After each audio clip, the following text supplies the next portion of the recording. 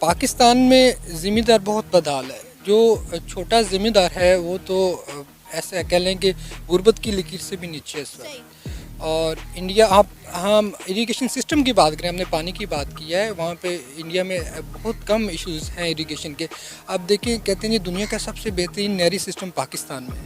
हमारा वही नहरी सिस्टम है जो हमें अंग्रेज़ दे के गया। वो जो इंडिया है वो छोटा सा पंजाब उनका जो है वो पूरे उनके मुल्क को कवर कर रहा है, जबकि हमारा जो है पंजाब उनसे 2-3 गुना बड़ा होने के बावजूद जो हमारा एरिया है और उसकी आवाम है उसको नहीं से सही तरह से जो खाने पीने की बेसिक ज़रूरियात है उनको फराहम कर पा रहा है। हमने 75 सालों में अपना तकरीबन एक ऑयल रिफाइनरी नहीं लगाई।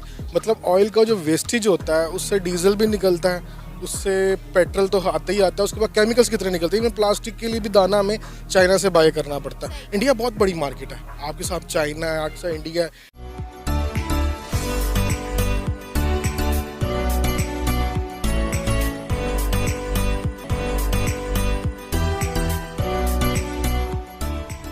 अस्सलाम वालेकुम, नमस्ते, सत श्री अकाल। मैं हूँ सनाम। जो नाज़रीन, रशिया पाकिस्तान को 4.5 लाख टन गंदम जो है भेज रहा है। इसके साथ साथ रशिया पाकिस्तान को सस्ते दामों ऑयल देने पर भी तैयार हो गया है। अगर हम बात करें पाकिस्तान की, तो पाकिस्तान के मुआशी हालात इस हद तक बदतर हो गए हैं कि हमें पाकिस्तान के लोगों की हंगर को पूरा करने के लिए दूसरे मुल्कों की तरफ देखना पड़ रहा है।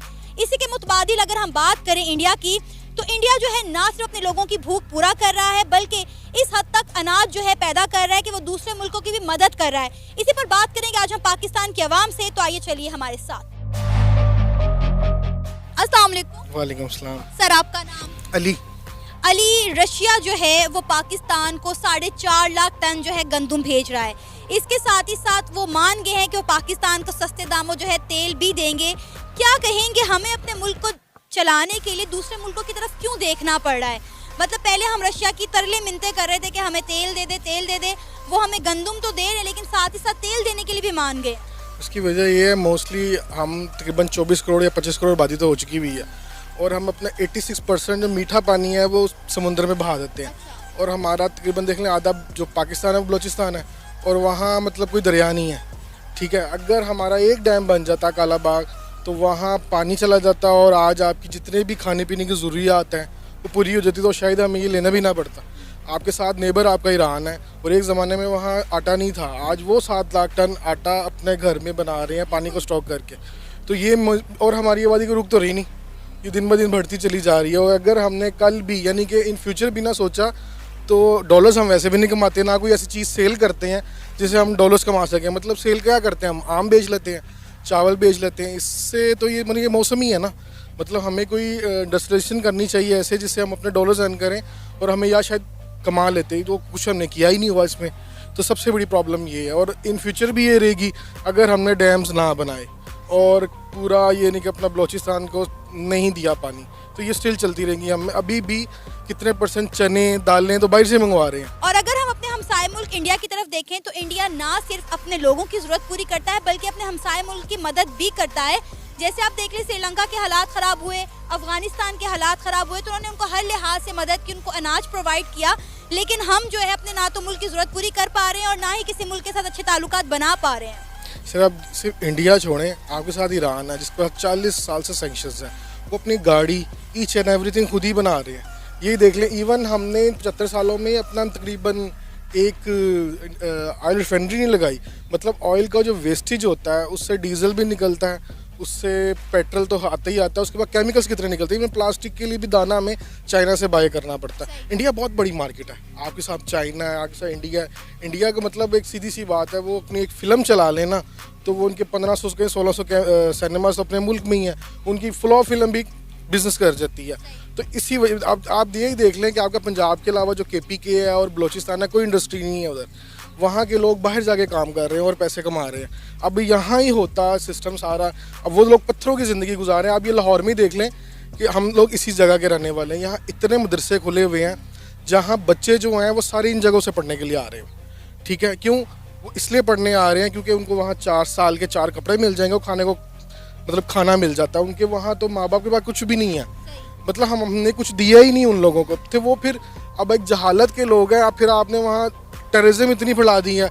कभी वो उन लोगों से हम बात करते हैं ना, कि कोयटा से जो बच्चे आए हैं हमारे वहाँ रहते हैं, गिलगित बल्तिस्तान के भी लोग यही बच्चे हमें कहते हैं कि यार आपको तो हम तो खुद लड़के आप लोगों में शामिल हुए हैं, आप लोगों ने कुछ नहीं किया हुआ। हमने अपनी वहाँ की पर्सनल आर्मी बना के इंडिया के साथ फाइट करके गिलगित बल्तिस्तान को पाकिस्तान के अंदर लेके आए।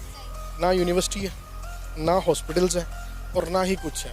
जब तक हम बेसिक नीड्स ही नहीं दे रहे तो फिर वो कैसे पढ़ेंगे?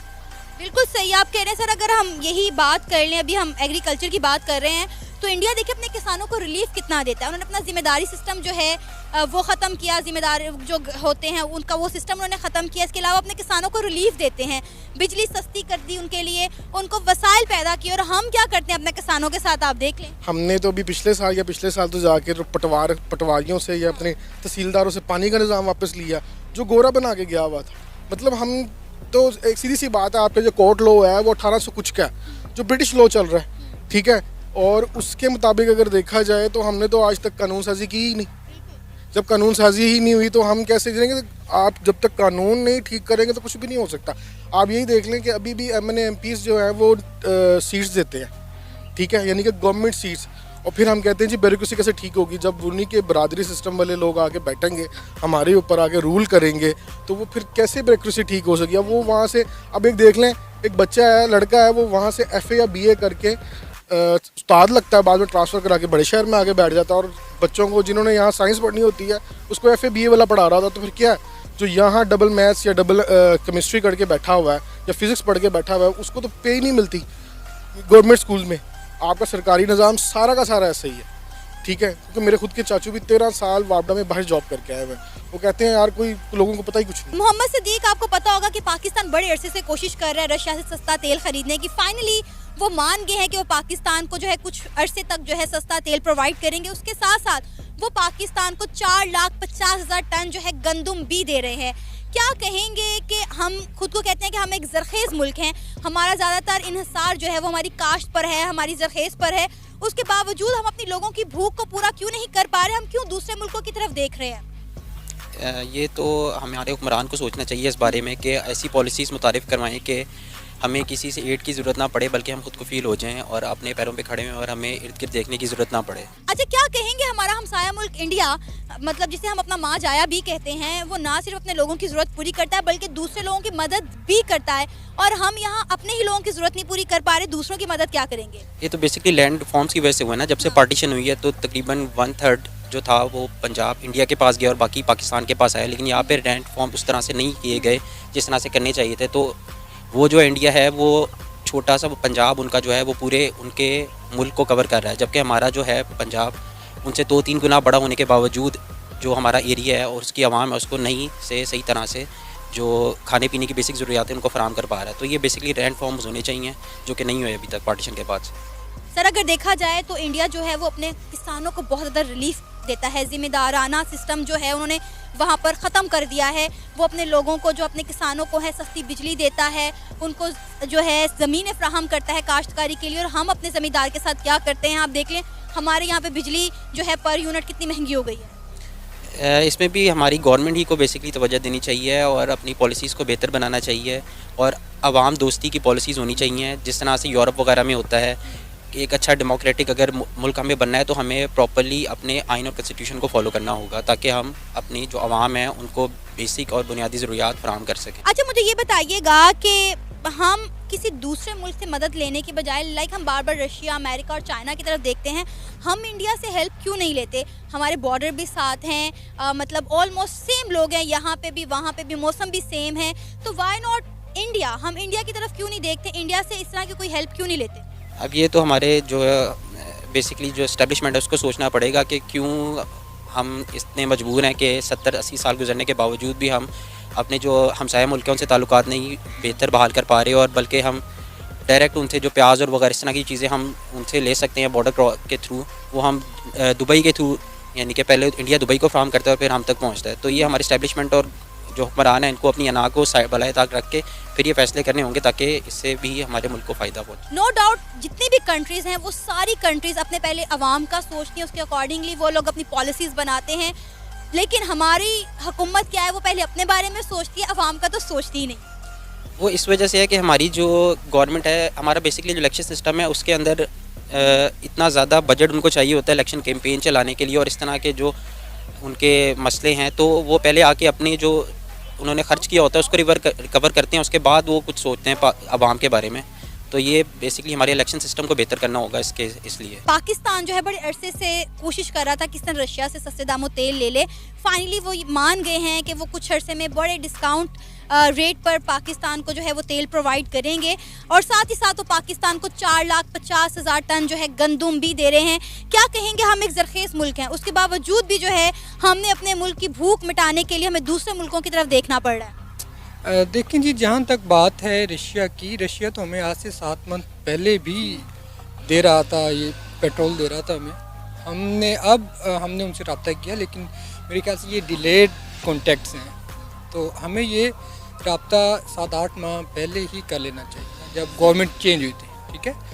तो उसके बाद अगर हम गंदम की बात करें, यहाँ पाकिस्तान एक ज़रख़ेज़ मुल्क है, लेकिन अब आप ये देखें कि अब ज़रख़ेज़ी ख़त्म हो रही है, कॉलोनीज़ बन रही हैं, ठीक है, प्लाजे बन रहे हैं, बिल्डिंग्स बन रही हैं, तो किसानों को कोई रिलीफ नहीं मिल रहा। विलेजेस अब देखें, पहले कपास में भी हम खुद कफील थे, लेकिन अब कपास भी हमारे पास जो है बहुत जो है उसकी रेशो कम हो गई है। तो अब हमने कहीं ना कहीं से तो हम अपना गुजर बसर करना है, दाल रोटी तो चलानी है। बिल्कुल आप बिल्कुल सही कह रहे हैं कि इस तरह तो हमें अपना गुजर बसर करना है। अच्छा, हम ना हमेशा अपना मुआजना इंडिया के साथ करते हैं। इंडिया भी एक ज़रख़ेज़ मुल्क है, हम भी एक ज़रख़ेज़ मुल्क हैं, दोनों मुल्क एक साथ आज़ाद हुए।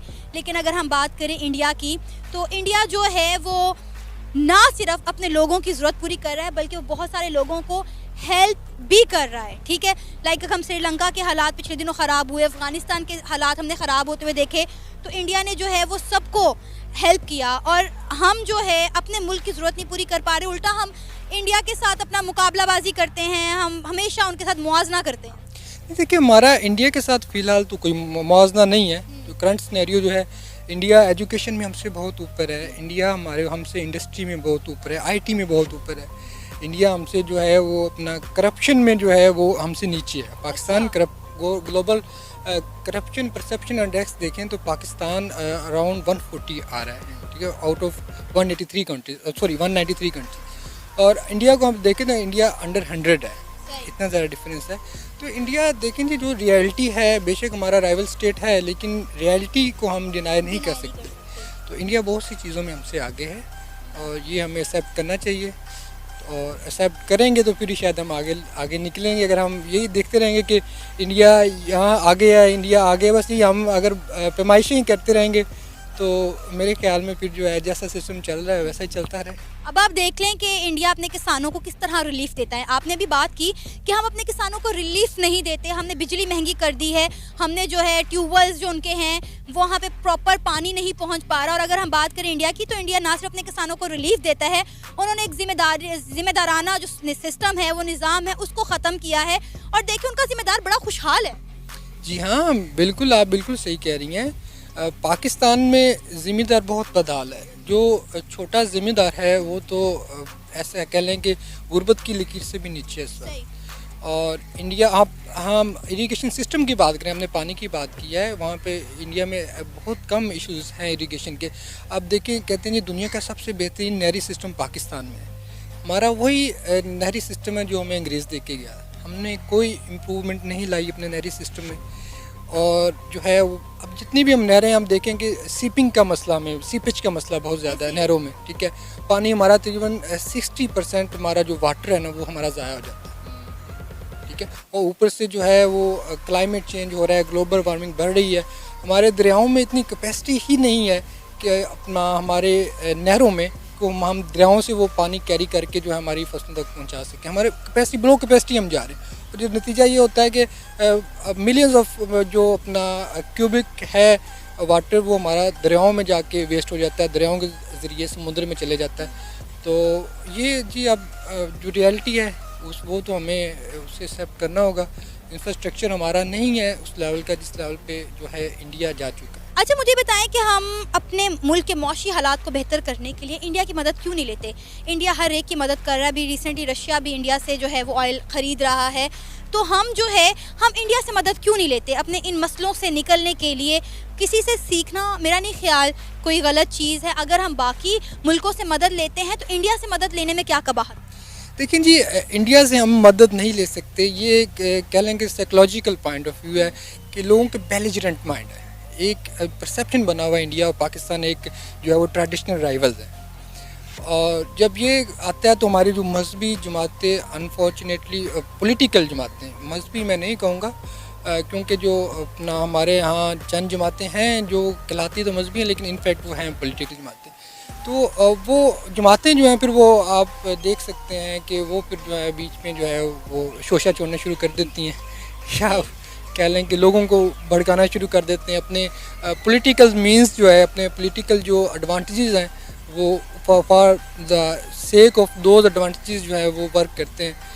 तो गवर्नमेंट जो भी वो भी अंडर प्रेशर आ जाती है। मेरे ख्याल में ये बड़ा रीज़न है कि हम इंडिया से अपने जो टाइज़ हैं ना वो मजबूत नहीं कर पा रहे। ये था हमारा आज का प्रोग्राम। आपने जानी पाकिस्तानी अवाम की राय। मेरा मानना ये है कि हमें अपने मुल्क के हालात को बेहतर करने के लिए दूसरे मुल्कों की तरफ हाथ बढ़ाने की बजाय इंडिया के साथ अपने ताल्लुकात को बेहतर करना चाहिए। आपकी इस बारे में क्या राय है? आप भी अपनी राय का इजहार कर सकते हैं नीचे दिए गए कमेंट सेक्शन में। इसी के साथ मुझे इजाज़त दें, पर जाने से पहले हमारे चैनल को सब्सक्राइब करें, वीडियो को लाइक करें और शेयर करें।